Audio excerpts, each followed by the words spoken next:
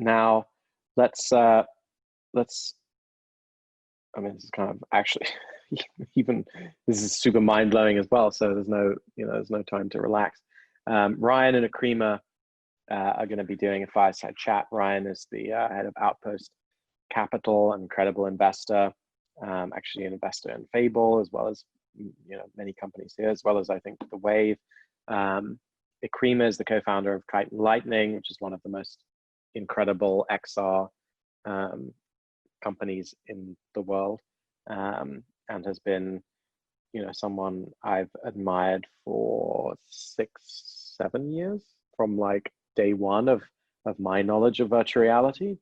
Kite&Lightening and Ikrima were kind of people you just had to know and look up to their work and ask about their work and try to kind of learn from them.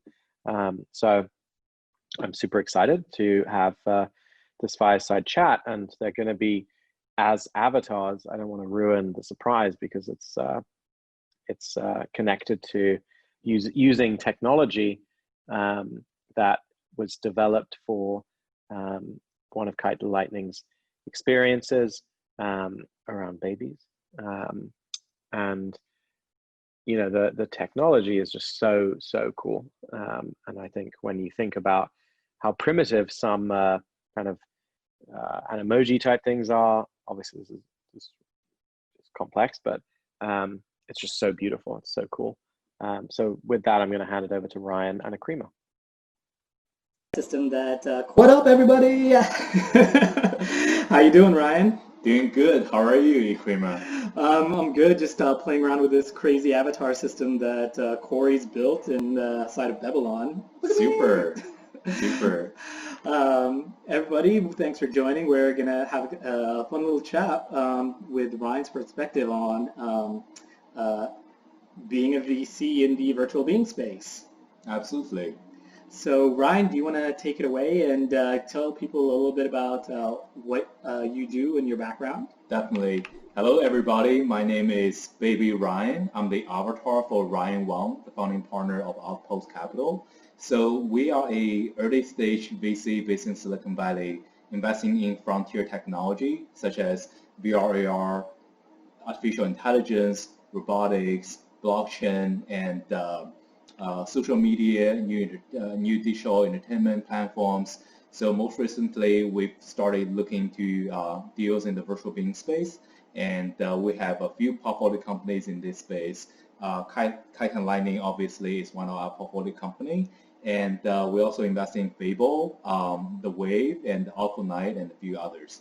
So glad to be here and happy to share some of my thoughts with everyone. Awesome. So I'm super stoked to kind of just dive into some of the questions I know a lot of people probably have. First of all, which portfolio company is your favorite, and why? Is it Kite&Lightening? Well, yes, Kite&Lightening, because Kite&Lightening has all these evil babies, and I love evil babies. And you know what's the best part? These evil babies are immortal. I want to be immortal. Good answer. I guess the first serious question would be kind of like, what do you think is the most exciting part of the virtual being space?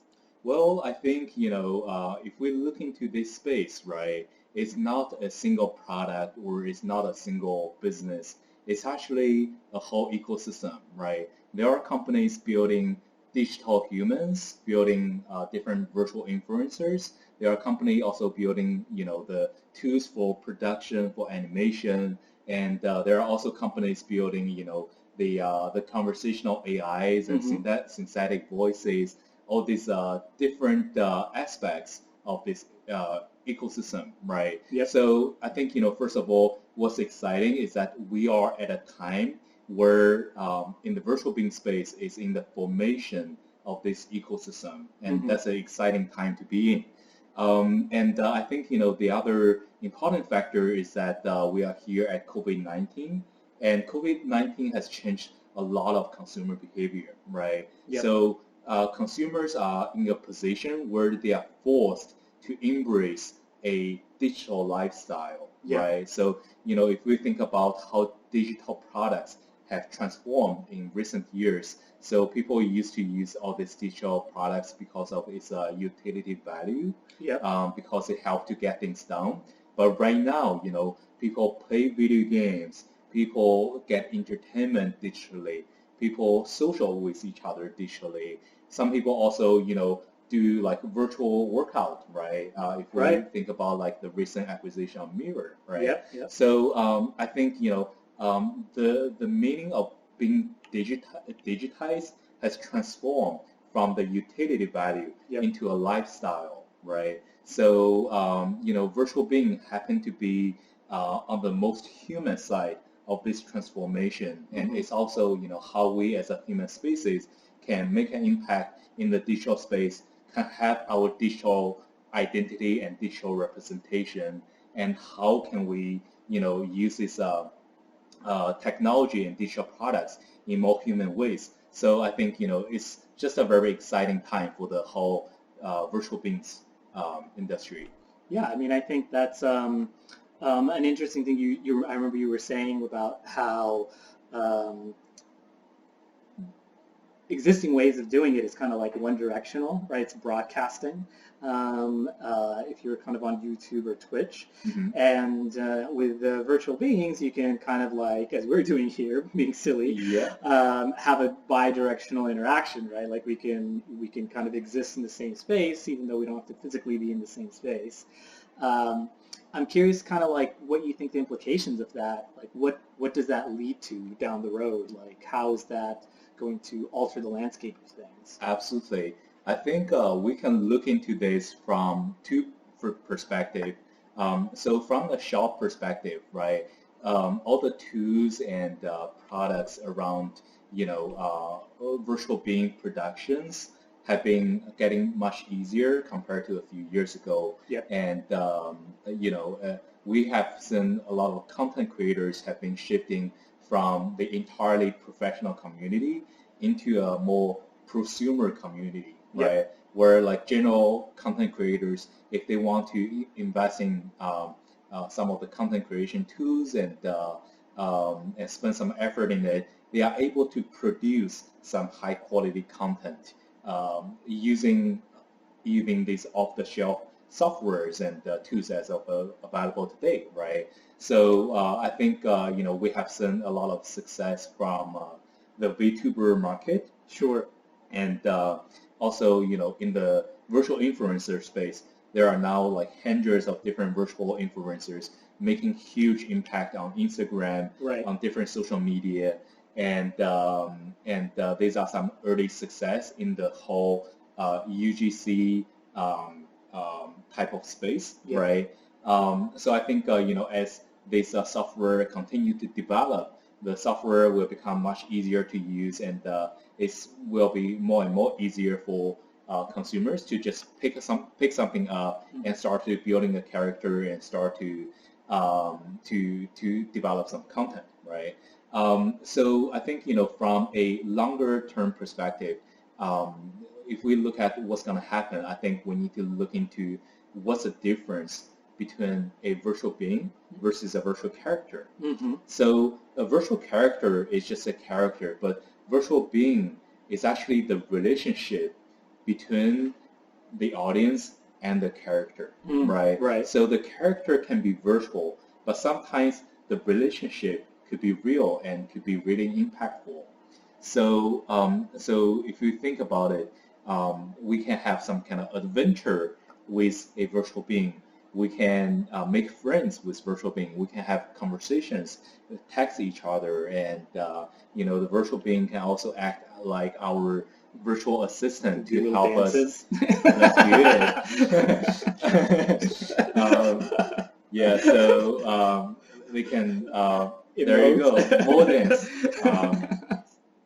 Yeah, so we can. Where were we? I made you dance. Yeah, let's do more dance. Yeah, so it's a relationship that really matters, right?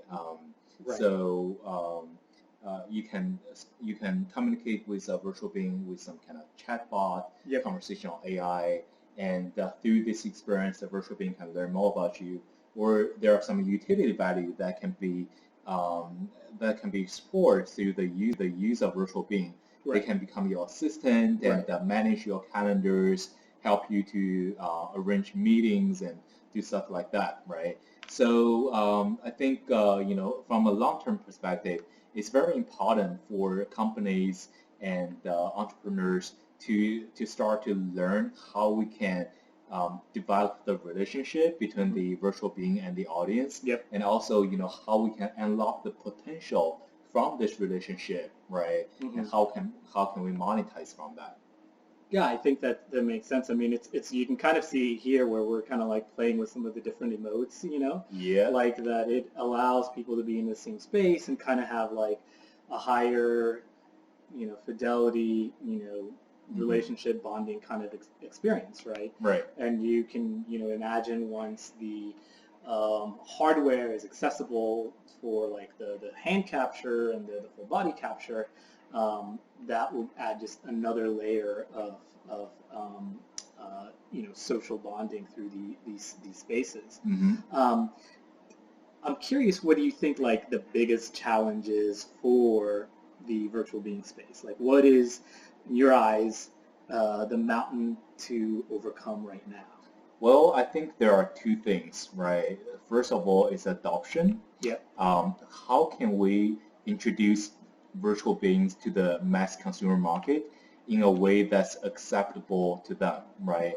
And this adoption can be break down into a few layers. So first of all, on the appearance layer, how can we overcome the uncanny valley issue, right? Yep. And secondly, as I mentioned, how can we develop ways for the consumer and the audience to have a relationship with a virtual being and make this relationship impactful and meaningful, right? Yep. And the third step is, how can we unlock the potential from this relationship and develop some business model out of it? So I think, basically adoption, just like any other technology, adoption follows certain pattern and certain curve, and it's something that takes time and effort for the companies to achieve, right? Totally. And the second thing is monetization, right? So after this, virtual beings have become a new standard for a lot of content and a lot of media, right? How can we monetize this content, this new media, and this technology is the next question. Yeah, and I think, I kind of like think about it as we talk through different lenses. It's like there's the consumers who just like people watching YouTube, basically, and then there's like the content creators who are going to be, creating their own virtual beings. They're kind of going to be the VTubers, and then there's kind of the professionals or the pro-ams, right? Where, at the very high end, of course, you're seeing AAA movies, using virtual production techniques. But, Corey at our studios pioneered a lot of this stuff. He's been using it to, be able to do more, right? On less, right? And iterate quicker. I feel like for me, I think the beachhead forward is going to be at the pro end, and then going to come down to the more mass market end. But what do you think? Where do you think the path to adoption is? Well, I think everything is possible, right? Of course, we have seen a lot of new development from the prosumer space, right? How the professionals are able to deliver very high quality Hollywood-grade productions, right? With very few people and very few resources. But on the very low end, on the consumer side, right? There are also many tools available as of today where consumers can just download the app and use the app to do some facial tracking, match it to an avatar, and start to do this VTuber style streaming, right? So I think basically there are a lot of opportunities that's happening both from the professional level and the consumer level. And if we think about this problem even further, right?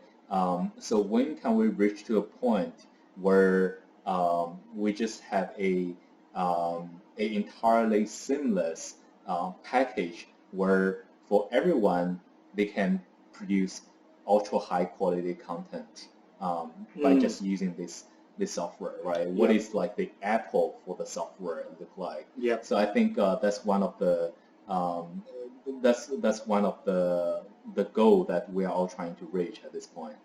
Totally. I mean, it's a good note to kind of to end on, which was, I joked the other day that the end dystopian version of all of this is,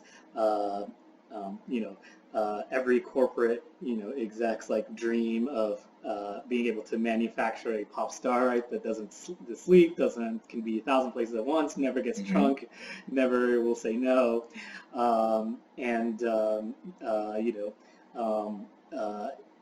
it'll be the ultimate version of a manufactured pop star. But you kind of made me think when you said the other day that like that same power will end up being in the consumer's hands as well, or these content creators. And I thought that was really interesting because that is kind of the first answer I've ever heard for how a path forward for allowing people to scale their content business, right? So if they have a VTuber personality, if they get to a certain point, they want to take a break, they don't have to work, 15, 16 hours streaming every day, 7 days a week, right? They can scale up and get more, hire people to manage that character, of course, under their direction. And now they can be in a bunch of different places at once, right? And I thought that was really fascinating and awesome and kind of, an empowering antidote to kind of the dystopian version of that. Especially if the tools are democratized and everybody has access to them. Right. And it feels good to become an immortal baby in the Babylon world. Yep. That's really what it's all about. Yeah. That's about our time. So thank you, Ryan. Time to dance. We'll dance our way out. Yeah, let's do it. But thanks everybody for joining, and hope you enjoy the rest of the conference. Super. Cheers, guys.